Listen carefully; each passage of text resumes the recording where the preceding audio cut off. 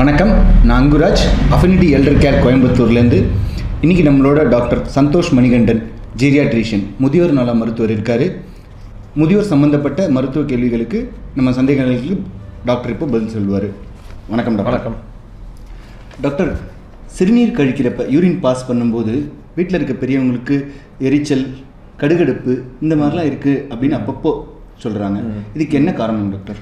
Okay, இது நம்ம கூட இருக்க சிம்டம்ஸோடு சேர்த்து தான் பார்க்கணும். சாதாரணமாக சிறுநீர் கடுகடுப்பு, எரிச்சல், அது ஒரு மைனர் ஒரு டீஹைட்ரேஷன்லேருந்து ஒரு சிவியரான யூரினரி ட்ராக்ட் இன்ஃபெக்ஷன், பைலோனெஃப்ரைட்டிஸ் இது மாதிரி கண்டிஷன்களை கூட போகலாம். யூஸ்வலாக இது முதியோர்கள் அப்படிங்கிறது மட்டும் இல்லாமல் எந்த வயது தரப்பினருக்கும் வரக்கூடிய ஒரு விஷயந்தான். பெண்களுக்கு ரொம்ப காமன் ஆண்களை விட. ஏன்னா பெண்களில் அந்த யூரினரி ட்ராக்ட் 4 சென்டிமீட்டர் வர, ஆண்களில் more than 10 சென்டிமீட்டர் இருக்கிறனால பெண்களுக்கு ரிஸ்க் அதிகம். அதுவும் பெண்களுக்கு ஒரு எர்லி அடல்ட்ஹுட், அதாவது இந்த ஒரு 18லேருந்து ஒரு 30 வயசு வரைக்கும் ரிஸ்க் அதிகமாக இருக்குது. அதுக்கப்புறம் மிடில் ஏஜ் வரும்போது கொஞ்சம் குறையுது. அதுக்கப்புறம் எல்டர்லி ஆகும்போது, முதியோர்கள் ஆகும்போது திருப்பி ரிஸ்க் அதிகமாக இருக்குது. ஆண்களை பொறுத்த வரைக்கும் மிடில் ஏஜில் ரிஸ்க் கம்மி அப்படிங்கிறதுனாலும் கொஞ்சம் எல்டர் ஆக ஆக முதுமை அடைய அடைய ஆண்கள்லையுமே இந்த யூரினரி ட்ராக்ட் இன்ஃபெக்ஷனுக்கு ரிஸ்க்கு ஜாஸ்தி. இந்த இன்ஃபெக்ஷன் வர்றதுனால தான் இந்த சிறுநீர் கடுகடுப்பு, நீங்கள் சொன்ன மாதிரி அந்த சிறுநீர் அதிகமாக கசியுது, இது கூட சேர்ந்து காய்ச்சல், இந்த குளிர் நடுக்கம் இதெல்லாம் வந்ததுன்னா ரொம்ப highly specify urinary tract infection. So கூட இருக்க சிம்டம்ஸையும் வச்சு அனலைஸ் பண்ணி தக்க இன்வெஸ்டிகேஷன்ஸ் மூலமாக இதை முதல்ல நம்ம ஹைட்ரேட் தான் பண்ணணும். ஃபர்ஸ்ட் ஆஃப் ஆல் இந்த மாதிரி நான் சொன்னேன்ல இல்லையா, மைல்டு டீஹைட்ரேஷன்லேருந்து ஸ்டார்ட் பண்ணணும். ஸோ ஃபஸ்ட்டு ஹைட்ரேட் பண்ணணும். அதுக்கப்புறம் கூட இருக்க சிம்டம்ஸை வச்சு ஒரு ஹை டிகிரி ஆஃப் சஸ்பிஷன் வச்சு இன்ஃபெக்ஷன் இருந்ததுன்னா ட்ரீட் பண்ணணும். எஸ். ஸோ இது இன்ஃபெக்ஷனால் வருது அப்படின்னு சொன்னீங்க. ஆனால் இது எல்லாருக்கும் வர்றதில்லை, ஒரு சிலருக்கு மட்டும்தான் அது ரெகுலராக அப்பப்போ வருது. இதுக்கு என்ன காரணம்? ஓகே, ஏன் ஒரு சிலருக்கு வருது அப்படின்னு பார்த்தோம்னா அவங்களுக்கு இருக்கக்கூடிய ரிஸ்க் ஃபேக்டர்ஸ் தான் காரணம். இப்போது நம்ம பெண்களில் காமனாக வருதுன்னு சொல்லி முதல்ல சொன்னோம். பெண்களில் போஸ்ட் மெனோபாஸில் ரிஸ்க் ரொம்ப அதிகம். ஏன் அப்படின்னு பார்த்தோம்னா அவங்களுக்கு போஸ்ட் மெனோபாஸில் இந்த ஈஸ்ட்ரஜன் ஹார்மோன் டிஃபிஷியன்சி குறைபாடுனால அவங்களுக்கு அந்த அரௌண்ட் யூரினரி ட்ராக்டில் எபித்தீலியம் எல்லாம் ஸ்ட்ரிங்க் ஆயிடுது. இதனால் அவங்க ப்ரொடெக்டிவ் மெக்கானிசம் எல்லாம் கொஞ்சம் ஒரு டவுன் ஆகிறனால வருது. இது ஒரு ரீசன். ஆண்களை பொறுத்த வரைக்கும் ஆண்களுக்கு எந்தெந்த இடத்துலலாம் யூரின் தங்கி நிற்கக்கூடிய ரிஸ்க் இருக்கோ அப்போல்லாம் இன்ஃபெக்ஷன் வர்றதுக்கான வாய்ப்புகள் ரொம்ப அதிகம். ஆண்களை பொறுத்த வரைக்கும் ஒரு பினைன் ப்ராஸ்டாட்டிக் ஹைப்பர்பிளேசியான்னு சொல்லுவாங்க. அதாவது ப்ராஸ்டேட் சுரப்பி வீக்கம்.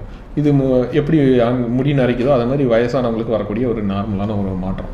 அந்த வீக்கம் வந்ததுன்னா அங்கே யூரின் தங்கி நின்று ரிஸ்க் அதிகமாகும். பெண்களுக்கு வரக்கூடிய அடி இறக்கம், அந்த அதாவது முன்னாடி அவங்க ரீப்ரொடக்டிவ் ஏஜாக இருக்கும்போது 3-4 குழந்தைகள், நார்மல் டெலிவரி இந்த மாதிரி இருந்ததுன்னா இவங்களுக்கு அந்த பெல்விக் ஃப்ளோர் மசில்லாம் ரொம்ப ஒரு வீக்காக இருக்கிறனால இவங்களுக்கு வரக்கூடிய அடி இறக்கத்தினால அங்கே இந்த எபித்தீலியம்லாம் இரோடாகி இவங்களுக்கு இன்ஃபெக்ஷன் ரிஸ்க் அதிகம். இது போக வயசானவங்களுக்கு நிறையா கோமாபிலிட்டிஸ் இருக்கும். சுகர், நீண்ட நாள் சுகரு, ட்ரீட்மெண்ட்டு சரியாக எடுக்கலை, கண்ட்ரோலில் இல்லை, இந்த மாதிரியான இது போக வேறு ஏதாவது ஸ்ட்ரோக்கு, இது மாதிரி பக்கவாதம், இல்லை வேறு ஏதாவது காரணத்துக்காக யூரின் டியூப் போட்டிருக்கலாம். அந்த மாதிரி டியூப் இருக்கிறவங்களுக்கெல்லாம் கொஞ்சம் இன்ஃபெக்ஷன் வர்றதுக்கான ரிஸ்க் ஜாஸ்தி. இது போக முதியோர்களில் ஏன் நம்ம ஒரு மிடில் ஏஜில் இருக்கவங்களை விட அதிகமாக ரிஸ்க் இருக்குது அப்படின்னு பார்த்தோம்னா, முதியோர்களில் நோய் எதிர்ப்பு சக்தி குறைவுன்னு சொல்ல முடியாது, இம்யூனோ காம்ப்ரமைஸ்ன்னு சொல்ல முடியாது. அது ஆக்சுவல் டேர்ம் பார்த்தோம்னா இம்யூனோசெனசன்ஸ். அதாவது நோய் எதிர்ப்பு சக்தியோட வேலை ஒரு கிருமி வந்தால் அதை டார்கெட் பண்ணி நியூட்ரலைஸ் பண்ணுறது தான் நோய் எதிர்ப்பு சக்தியோட வேலை. ஆனால் அது சரிவர நடக்காமல் கிருமி இல்லாமையே நோய் எதிர்ப்பு சக்தி ஒரு ஆக்டிவேட்டட் ஸ்டேட்லேயே இருக்கிறது. கிருமி வந்ததுன்னா அதை சரியாக டார்கெட் பண்ணாமல் இருக்கிறது. அதாவது ஒரு டிஸ்ஃபங்க்ஷனல் இம்யூன் சிஸ்டம், குறைவு இல்லை, டிஸ்ஃபங்க்ஷனல் இம்யூன் சிஸ்டம். இது இருக்கிறனால எல்லா இன்ஃபெக்ஷனுக்குமே முதியோர்களில் ரிஸ்க் அதிகம். யூரினரி ட்ராக்ட் இன்ஃபெக்ஷனை பொறுத்த வரைக்கும் கொஞ்சம் ரிஸ்க் மற்ற இதை விட அதிகமாகவே இருக்குது. இந்த ரிஸ்க் ஃபேக்டர்ஸ் எல்லாம் ஒரு சேர முதியோர்களில் வரதுனால முதியோர்களுக்கு யூடி காமன். அந்தந்த மிடில் ஏஜ் ஃபீமேல்ஸ் அந்தந்த ஏஜ் குரூப்லேயும் காமன். அதுக்கான ஸ்பெசிஃபிக் ரிஸ்க் ஃபேக்டர்ஸ் நம்ம பார்ப்போம். சிறுநீர் எரிச்சல், அந்த கடுகடுப்பு தவிர இதுக்கு வேறு என்னென்ன சிம்டம்ஸ் டாக்டர்? ஓகே, அதை வச்சு நம்ம அறிஞ்சிக்கலாம். இதில் இன்னொரு முக்கியமான விஷயம் என்னென்னா, இப்போ ஒரு யங் ஏஜோ மிடில் ஏஜ்லேயோ அவங்க சிறுநீர் கடுகடுப்போட வராங்க அப்படின்னா நமக்கு யூரினரி ட்ராக்ட் இன்ஃபெக்ஷன், நம்ம டீஹைட்ரேஷன் எதாவது பார்த்து கரெக்டாக ட்ரீட் பண்ணிடலாம். பட் எல்டர்லியை பொறுத்த வரைக்கும் அறிகுறிகள் இல்லாமையே நிறைய பேர் இந்த மாதிரி இன்ஃபெக்ஷனோட வராங்க. இப்போ சிறுநீர் கடுகடுப்புன்னு நீங்கள் சொல்கிறீங்க, பேஷண்ட் வராங்க, இன்ஃபெக்ஷன் இருக்குது, நம்ம நினைக்கிறோம், பார்க்குறோம், டெஸ்ட் பண்ணுறோம், ட்ரீட்மெண்ட் கொடுக்குறோம், இதெல்லாம் ஓகே. இந்த கடுகடுப்பு இல்லாமல் ஒரு ஜஸ்ட் சிறுநீர் அதிகமாக போகுது, அல்லது ஆக்சுவலாக நம்ம இந்த யூரினரி ட்ராக்ட் இன்ஃபெக்ஷனோட அறிகுறிகளையே 3 வகையாக பிரிக்கலாம். ஒன்று வந்து டிப்பிக்கல் சிம்டம்ஸு, இன்னொன்று வந்து ஏடிப்பிக்கல் சிம்டம்ஸ், அசோசியேட்டடு சிம்டம்ஸ். டிப்பிக்கல் சிம்டம் வந்து நீங்கள் சொன்ன மாதிரி கடுகடுப்பு, எரிச்சல், ஒரு யூரின் அதிகமாக போகிறது. இது கூட அசோசியேட்டட் சிம்டம்ஸ் அப்படின்னு பார்த்தோம்னா இது கூட சேர்ந்து வரக்கூடிய குளிர் நடுக்கம், ஒரு காய்ச்சல், சில்ஸ் அண்ட் ரைகர்ஸ்ன்னு சொல்லுவாங்க, இதெல்லாம் அசோசியேட்டட் சிம்டம். இது ரெண்டும் மிடில் ஏஜில் காமன். பட் முதியோர்களை பொறுத்த வரைக்கும் இந்த 3வது குரூப்பான ஒரு ஏடிபிக்கல் சிம்டம்ஸோடு வராங்க. ஏடிபிக்கல் சிம்டம்ஸ் என்னென்ன அப்படின்னு பார்த்தோம்னா நீங்கள் நம்ப மாட்டீங்க. ஒரு ஜஸ்ட்டு சாப்பிட மாட்டேங்கிறாங்க அப்படின்னு சொல்லி கூட்டிகிட்டு வருவாங்க. இல்லை ஒரு எப்போவுமே பேச மாட்டேங்கிறாங்க, திடீர்னு அப்படி சோர்வாக உட்காந்துக்கிறாங்க, இல்லை ஒரு சம்மந்தம் இல்லாமல் பேசுகிறாங்க. இந்த மாதிரியான ஃபீச்சர்ஸோடு வரவங்களுக்கு கூட கடைசியில் வெறும் யூரினரி ட்ராக்ட் இன்ஃபெக்ஷன் மட்டும்தான் வரும். அதை ட்ரீட் பண்ணால் ரெக்கவர் ஆயிடுவாங்க. இந்த மாதிரியான ரொம்ப ஒரு வித்தியாசமான சுத்தமாக எக்ஸ்பெக்ட் பண்ண முடியாத சிம்டம்ஸ் எல்லாம் முதியோர்களில் ரொம்ப பரவலாக இருக்குது. இந்த ரீசன்னால் முதியோர்களை நம்ம இந்த சிறுநீர் கடுகடுப்பு இல்லை முதியோர்களை ஜென்ரலாக நம்ம ட்ரீட் பண்ணும்போதோ பார்க்கும்போதோ ஒரு ஹை டிகிரி ஆஃப் சஸ்பிஷன் ரொம்ப ரொம்ப இம்பார்ட்டண்ட். எப்போவுமே மைண்டில், பேக் ஆஃப் த மைண்டில் எந்த ஒரு புது சிம்டம் வந்தாலும் சரி, சிம்டம் இல்லைனாலும் சரி, ரொம்ப ஒரு ஜாக்கிரதையோட கவனத்தோட அவங்கள அனலைஸ் பண்ணணும். அப்படி இல்லைன்னா இந்த கிருமி ரொம்ப தீவிரமாக பரவி அது மேல் உறுப்புகளுக்கெல்லாம் போனதுக்கப்புறம் ட்ரீட்மெண்ட் பண்ணி அதை விட கொஞ்சம் ஒரு ஜாக்கிரதையாக ஹை டிகிரி ஆஃப் சஸ்பிஷனோடு இருந்தோம்னா ஏர்லியாக ஐடென்டிஃபை பண்ணி ட்ரீட் பண்ணிடலாம். இதுதான். ஓகே, நன்றி டாக்டர்.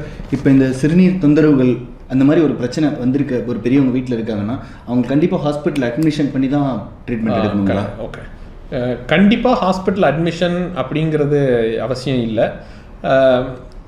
இவங்களுக்கு யூஸ்வலாக இந்த மாதிரி சிம்டமோடு வராங்க, இல்லை ஒரு டவுட்ஃபுல்லாக இருக்குது, நமக்கு இந்த யூரினரி இன்ஃபெக்ஷன் இருக்குது அப்படின்னாலே எல்லா டாக்டரும் யூரின் டெஸ்ட்டு, பிளட் டெஸ்ட் எல்லாமே கேட்பாங்க. இதில் வந்து ஒரு சஜஸ்டிவ் ஆஃப் இன்ஃபெக்ஷன் வந்துடும். பிளட் டெஸ்ட்லேயே இன்ஃபெக்ஷன் இருந்தால் காட்டிடும், யூரின் டெஸ்ட்டில் கிருமி என்னங்கிறத கரெக்டாக காட்டி கொடுத்துரும். இது வந்து பெருசாக ஃபார் எக்ஸாம்பிள் வேறு எந்த சிம்டமும் இல்லை, வெறும் இது மட்டும்தான், நல்லா நடக்கிறாங்க, வீட்டில் பேரண்ட்ஸ் நல்லா நடக்கிறாங்க, வெறும் இந்த ஒரு சிம்டம் மட்டும்தாங்க பட்சத்தில் ஒரு ட்ரையல் ஆஃப் ஆன்டிபயோட்டிக்ஸ் போட்டு இம்ப்ரூவ்மெண்ட் எப்படி இருக்குதுன்னு வீட்டிலேயே பார்க்கலாம். ஓபியில் டாக்டரை பார்த்து டாக்டரோட அறிவுரைகளோட மருந்துகள் எடுத்து நம்ம சாப்பிட்டு எப்படி இருக்குது ரெஸ்பான்ஸ் பார்க்கலாம். கூட சேர்த்து நம்ம சொன்னோம் அந்த தண்ணி நிறையா குடிக்கணும், அது போக இந்த ஒரு சில ஃபுட் சப்ஸ்டன்ஸ்லாம் இருக்குது, கிரான்பெரி ஜூஸ் சொல்லுவாங்க, அப்புறம் மேனோஸ், இதெல்லாம் ஒரு சில ஃபுட் சப்ஸ்டன்ஸு, இதெல்லாம் எடுக்கலாம். ஸோ இதெல்லாம் பண்ணிவிட்டு ரெஸ்பான்ஸ் எப்படி இருக்குதுன்னு பார்க்கலாம். ஒரு 3 to 5 days வெயிட் பண்ணி பார்க்கலாம். அப்படி இல்லை, எந்த இம்ப்ரூவ்மெண்ட்டும் இல்லை, கூட ஃபீவர் வருது, கூட ரொம்ப ஒரு சாப்பாடு ஃபுட் இன்டேக் குறையுது, கொஞ்சம் ட்ரௌசியாகிறாங்க அப்படிங்கிற பட்சத்தில் கட்டாயம் ஹாஸ்பிட்டலில் அட்மிட் பண்ணி ட்ரீட்மெண்ட் எடுக்க வேண்டிய அவசியம். யூஸ்வலாக இந்த மாதிரி ஒரு யூரின் டியூப் இருக்கிறது, இந்த மாதிரி இல்லை வேறு ஏதாவது உள்ளுக்குள்ளே இந்த ஸ்டென்ட்டு இந்த மாதிரி ஏதாவது வச்சுருந்தாங்கன்னா ஓபியில் வச்சு பார்க்குற திங்கிங்கே இருக்கக்கூடாது. உடனடியாக அட்மிட் ஆகி பார்க்கணும். பிகாஸ் இவங்களுக்கு வந்து ரிஸ்க் ஃபார் இந்த இன்ஃபெக்ஷன் பிளட்டில் கலக்கிறது வந்து ரொம்ப அதிகம். அதனால் அந்த ரிஸ்க் எடுக்காமல் உடனடியாக உங்கள் மருத்துவரை அணுக வேண்டியது கட்டாயம். ஸோ நான் முன்ன சொன்ன மாதிரி ஒரு ஹை டிகிரி ஆஃப் சஸ்பிஷன் ரொம்ப ரொம்ப இம்பார்ட்டண்ட்டு. ஸோ அந்த சஸ்பிஷன் மூலமாக இன்ஃபெக்ஷனை எர்லி ஐடென்டிஃபை பண்ணி தக்க ட்ரீட்மெண்ட் கொடுக்கறதன் மூலமாக நம்ம ஃபர்தர் காம்ப்ளிகேஷன்ஸை ப்ரிவெண்ட் பண்ணலாம். கூட இதுக்கு கான்ட்ரிபியூட் பண்ணக்கூடிய கோமாபிலிட்டிஸையும் அட்ரஸ் பண்ணுறது மூலமாக ஃபர்தர் ரெக்கரண்ட் இன்ஃபெக்ஷனையும் we can prevent. முதியோர் சம்மந்தப்பட்ட நம்மளோட சந்தேகங்களுக்கு டாக்டர் சந்தோஷ் மணிகண்டன் இப்போ டீட்டெயிலாக எக்ஸ்பிளைன் பண்ணாங்க.